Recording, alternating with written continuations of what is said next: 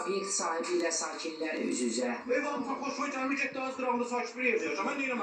Sakinlərin həyatına təhlükə var. Kasabonun patladı, yangın oldu. Ben evde rahat oturamıyorum. Kulak sesini Bu binada illərdir ki, istilik yoxdur. Burada istilikdən hər zaman əziyyət çəkmişik. İsinmək üçün sakinlərin nə qədər xərci çıxır? 80 manat, 70 manat, 120 manat. Baş verən hadisələrin və sizdən gələn mesajların müzakirəsi Həftə içi 5 gün Günədoğuda.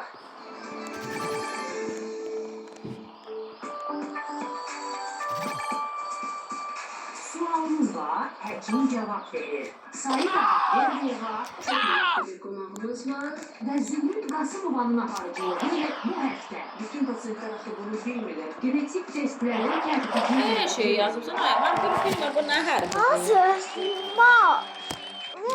İnsanlar sağlıqda check-up O, müayinələrindən o, keçməlidirlər. Bunun için ben de 6 aydan geçecek.